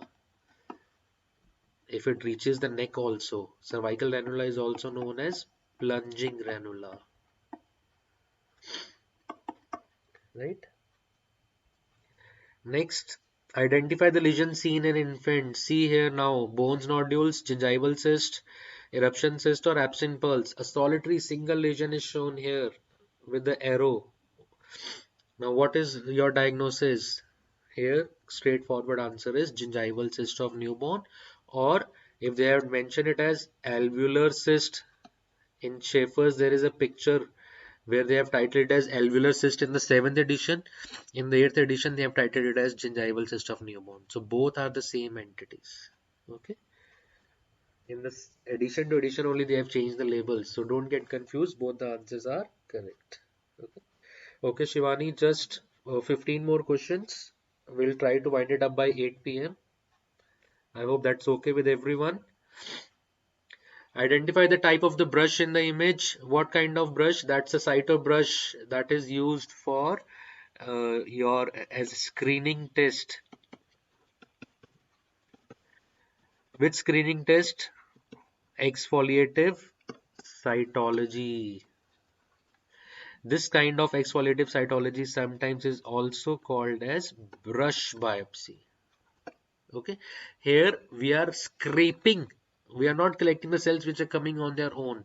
So we reach deeper down, deeper basal layer is approached. Okay, so that is why they say that this is transepithelial. Right, so this is cytobrush. Next is identify the following feature in a patient of herpes zoster. So that's a classical picture post herpes involving the nasociliary nerve. Nasociliary nerve is involved, nose is involved. That's a branch of ophthalmic division of trigeminal nerve. So that is Hutchinson's sign. Hutchinson's triad is seen in syphilis. Hutchinson's sign is seen in herpes zoster. Okay. Okay, Pritha Bhore has asked how to differentiate it from eruption cyst. Eruption cyst will be seen not as a white colored nodule. Okay, that's a soft tissue counterpart of dentigerous cyst, and as the tooth erupts, it heals, it ruptures and it heals on its own. That will also be seen along the ridge part, preferably on the crest part of the ridge. Okay, and that would not be completely, that will not be completely filled up with keratin. So that is not always white in color, that is eruption cyst. Most of the times it gets filled up with blood also. So then we call it as eruption hematoma. On the basis of the color, you can differentiate eruption cyst. Next is identify the sign or phenomena in the following image of the patient of bullous pemphigoid. So we are pressing the bulla and the bulla is expanding. You can look at this. There is a mark and now the mark has become widened. So that is Lud's sign, or another name for Lud's sign. As I have told during my class, we usually say Nikolsky sign. Nikolsky sign के साथ हम दूसरा क्या करते हैं? That is also known as Bulla growth sign, or commonly known as. This is a question for you. I have told you two signs during the class. One is Nikolsky sign, and the other is. See, Nikolsky sign we are applying the pressure laterally. Whereas in Lud sign or Bulla growth sign, we are applying the pressure vertically. Also known as indirect Nikolsky sign. So that is absolutely correct. Dipesh, Faraz, Samarthya, absolutely correct. That is Esbo-Henson sign. So Esbo-Henson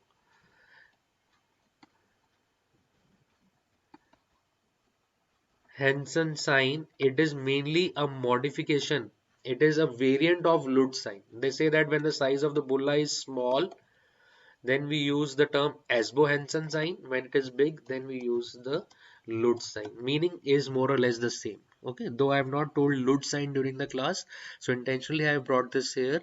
Lud sign is another name for Esbo-Henson sign, or it is also known as indirect Nikolsky sign. It is also known as indirect Nikolsky sign. Nikolsky sign is for pemphigus.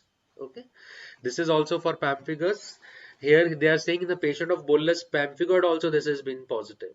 Okay, so here the classical picture what they have shown is a bulla, and the marker point when we are applying the vertical, the bulla is expanding. Okay, so we can see the widening of the marker. So that is Lutz or bulla growth sign. That is indirect Nikolsky sign. Next, in which of the conditions for following features is seen? So what we are looking at here, this is elevated papules can be seen. Okay, so this is not that very clear picture, but still slightly different from Fisher tongue. We can see some raised elevations and depressions are there. So this is cerebriform tongue. This is cerebriform tongue. Where all we can see cerebriform tongue? Pemphigus vegetans plus Pyostomatitis vegetans. That is oral manifestations of Crohn's disease. We can see cerebriform tongue. Okay. Cerebrum जैसा tongue दिख रहा है, elevations and depression. Next is identify the histological image which presented as a hard swelling in the mandibular left angle region. Most common site, mandibular angular region plus histology, two things given together. So this is, we are seeing a big island. In the center, we are seeing stellate reticulum-like cells. At the periphery, we are seeing ameloblast-like cells. These ameloblast-like cells, if you notice, see this is their basement membrane. So they are exhibiting Vickers-Gaulian criteria. Nucleus is away from the basement membrane. Hyperchromatic nucleus is there. Palisaded appearance is there. Just beneath the nucleus, there is an empty space. Subnuclear vacuole formation is there.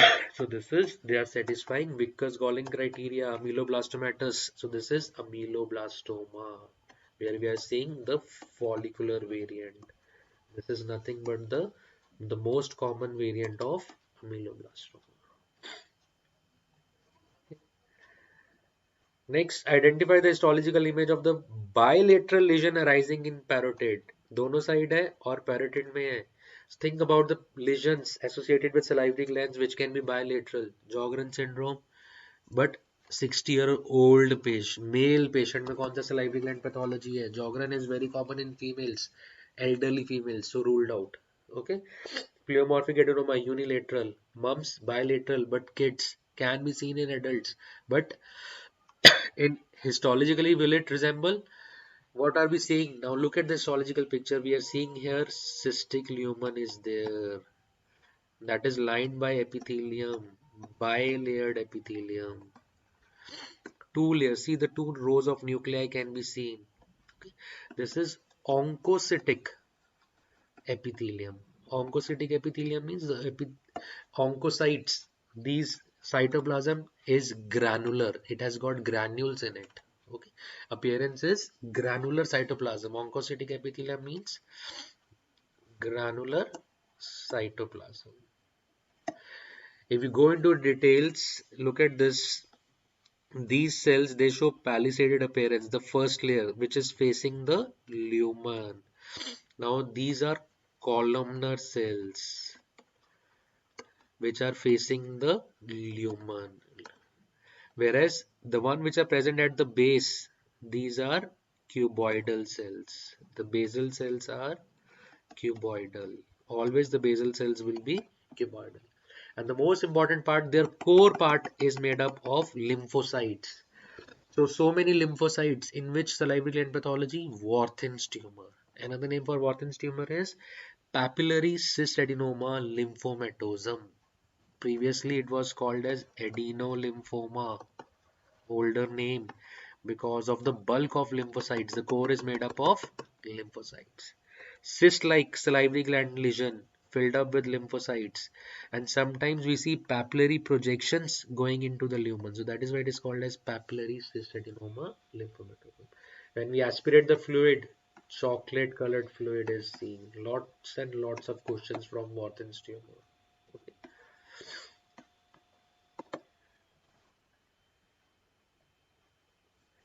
Okay.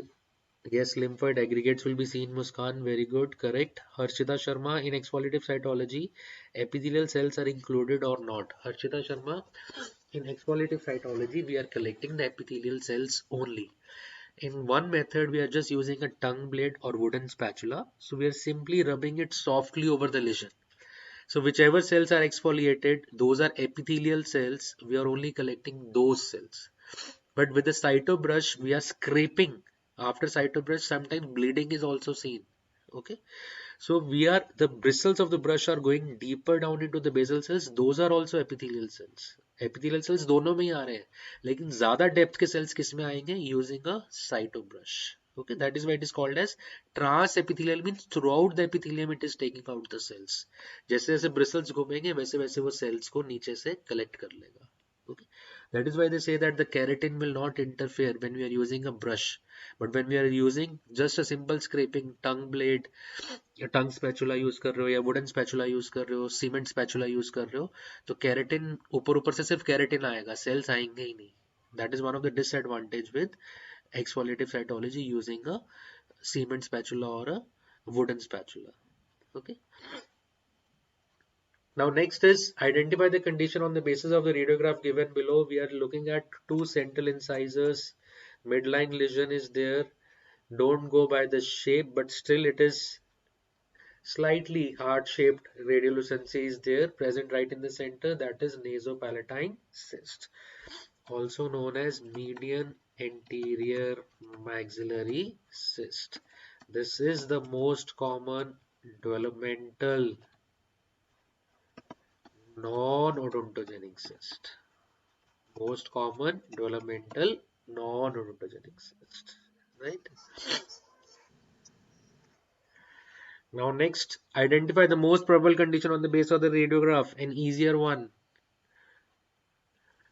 Impacted tooth is there, and we are seeing the radiolucency associated with an impacted tooth. It could be KCOT also, but go for the most common radiolucency associated with impacted tooth, dentigerous cyst. Okay, and attachment is also at CEJ in favor of dentigerous cyst. Okay. Next, identify the feature seen in the radicular cyst. So already mentioned in an inflammatory cyst, radicular cyst. What are these spaces, needle-like spaces? These are cholesterol clefts. Okay. See, cholesterol clefts, these are the spaces which are left behind. Previously, what were present here were crystals were present. Okay. So when we see, take out the aspirate, in the aspirate we will see cholesterol crystals. Okay, fluid के अंदर crystals आ रहे हैं. When we are making the slides, these crystals are washed off. So if they leave behind needle-like spaces, these are called as cholesterol clefts. Okay, because of these crystals in the aspirate, when we see it under a reflected light, that shows a shimmering effect. So shimmering effect means there is presence of cholesterol crystals. Crystals will be seen in aspirate, clefts will be seen in the biopsy, in the tissue specimen. Another question from radicular cyst, identify the multiple eosinophilic curved bodies. Curved भी हैं, eosinophilic भी हैं, and they are seen in the radicular cyst. So these hairpin like curved bodies, these are Rushton bodies. Russell bodies will be spherical. They are produced by plasma cells. Whereas Rushton bodies, their origin is still controversial. Either breakdown of RBCs or something else that is still not clear. Then identify the cell. What we are looking here is a multinucleated cell. And in this multinucleated cell, the nuclei are arranged in a U-shaped or horseshoe-shaped arrangement of nuclei. So this horseshoe-shaped arrangement of nuclei is seen in Langerhans cells, tuberculosis. Langerhans cell is a non-keratinocyte. Spellings are more or less the same. R word is missing. Okay, that is Langerhans. This is Langerhans. So don't get confused. That is why both are being given. Foreign body giant cell, random arrangement of nuclei will be there. Okay. Tauten cell, they will be clustered together. The nuclei will be clustered together. This classical arrangement of nuclei, horseshoe-shaped arrangement of nuclei, is seen in Langerhans giant cell. Classically seen in tuberculosis, can be seen in some fungal diseases also. Okay, but most commonly they are seen in tuberculosis.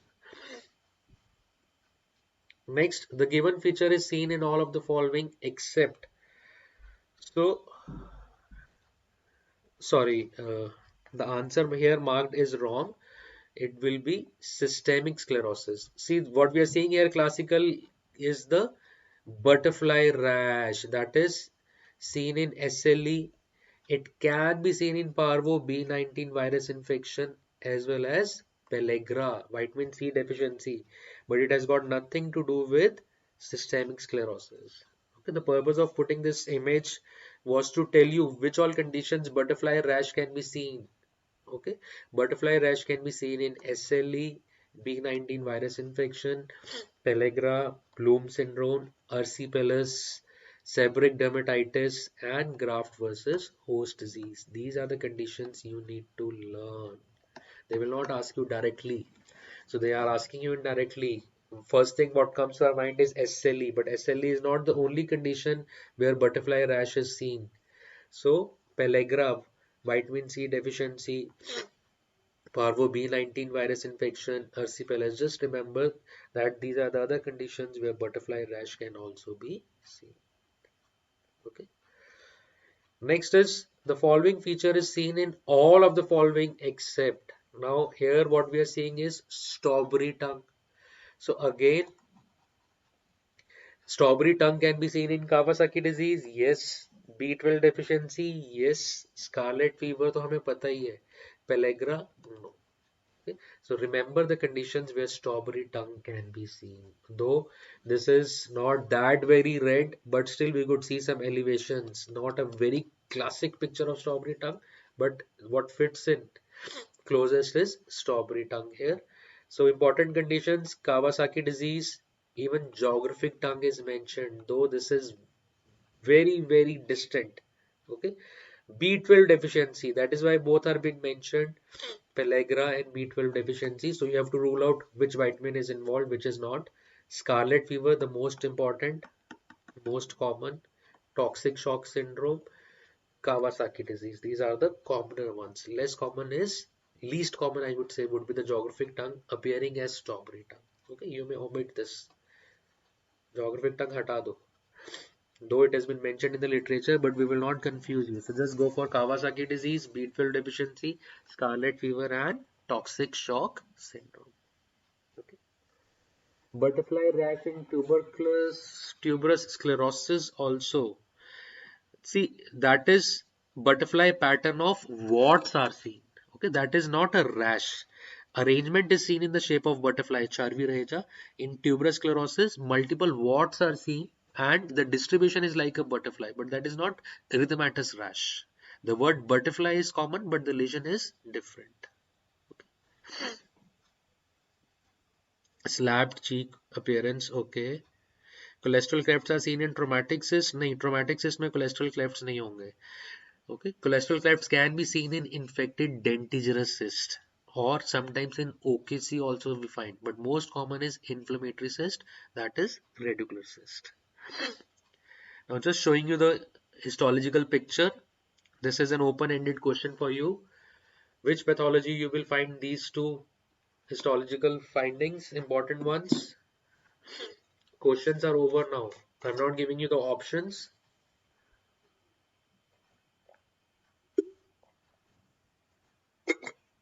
Just another 10 more minutes. Quickly we will discuss this. So this is what we are seeing, the rosette pattern.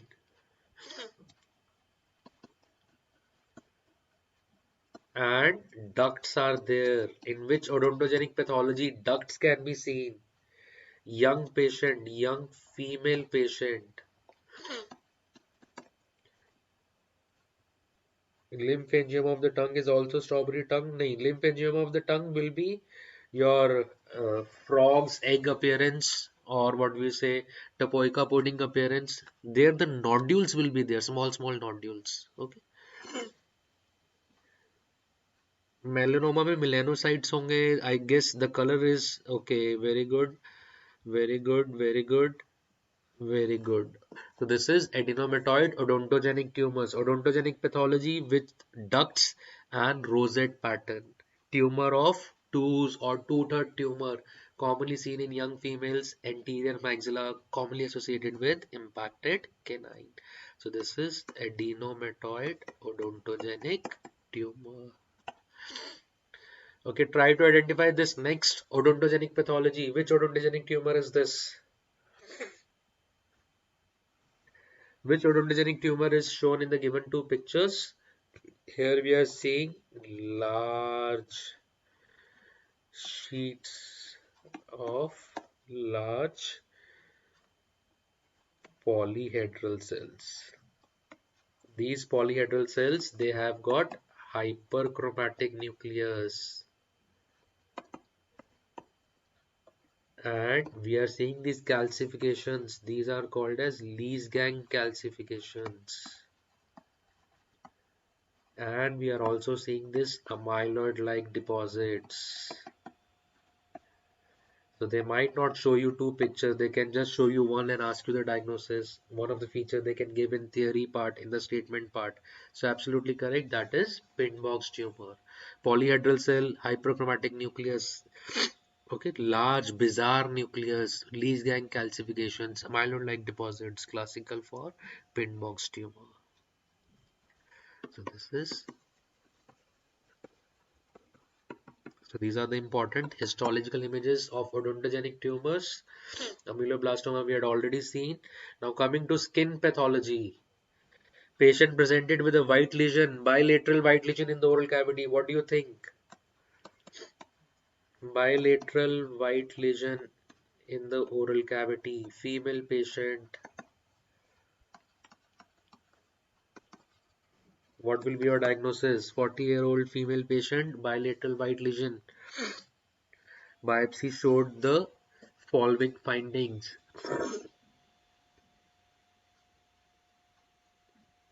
Okay, very good. Piyush, Nachiket, Niyati, Charvi. So this is lichen planus. What we are seeing here is acanthosis, increase in the thickness. Absolutely correct. Varsha, Lokeshwar. This is acanthosis plus what we are seeing increase in thickness of keratin, hyperkeratosis. Classically, what we can see here is sawtooth shape rete ridges.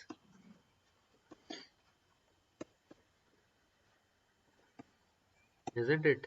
And this inflammation is just confined to the juxtaepithelial region. So we say this is juxtaepithelial band of inflammatory cell infiltrate is seen.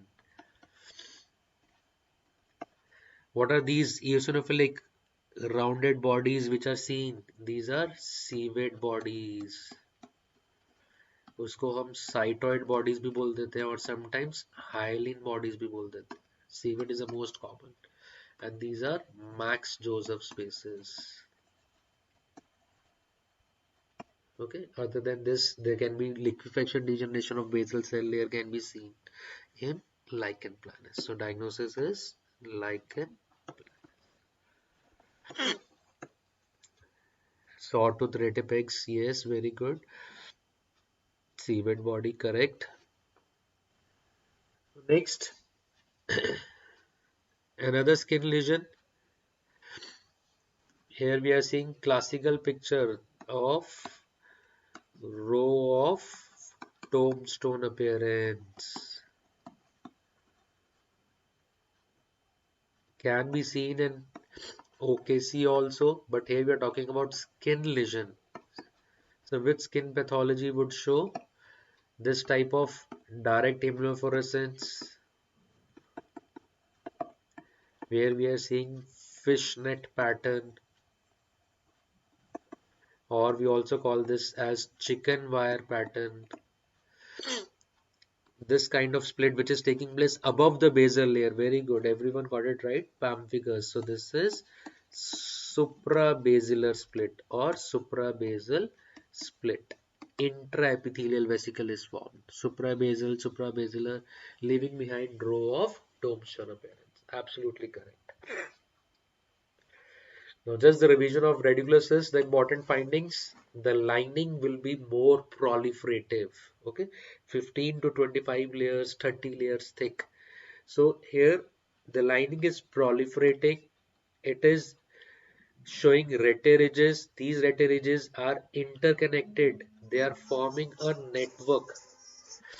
So this type of proliferating reteridges is called as arcading pattern. Cholesterol clefts can be seen here in this picture. We can see cholesterol clefts. Russian bodies can be seen, hairpin shaped, eosinophilic, curvy linear. Russell bodies will be spherical ones. These are all Russell bodies. Okay, so any one of the features they can give along with the history associated with non-vital tooth. Then dentigerous cyst, gross finding, they can show this picture that this is attached at CEJ. Okay, impacted canine was there. Histologically, this is the cystic lumen. The lining is 2 to 4 layers thick, right? And it is resembling reduced enamel epithelium. It is resembling, because the source is from reduced enamel epithelium, so it is like reduced enamel epithelium. Okay, this is the connective tissue capsule. Then OKC, the thickness will be 6 to 10 layers thick. Thickness of epithelium, cystic lining is 6 to 10. This is the lumen. This is the epithelium. This is the connective tissue. Basal layer will show palisaded appearance, which we call it as tombstone appearance. Row of tombstones. Surface will be corrugated, wrinkled appearance or corrugated. And in the connective tissue, we will see some smaller cysts are formed, that is daughter cyst or satellite cyst, one of the common reasons for recurrence. Here you can also see there is detachment of the cystic lining from the underlying capsule. Capsule say lining to try, lining is friable. Detachment of lining from underlying capsule. That is why the lining is fragile. Another reason for recurrence. Okay. So these were the important images. So with this, we come to an end for today's session. Just taking up the last query. Reason for recurrence of OKC, satellite cyst or friable lining, which one to choose?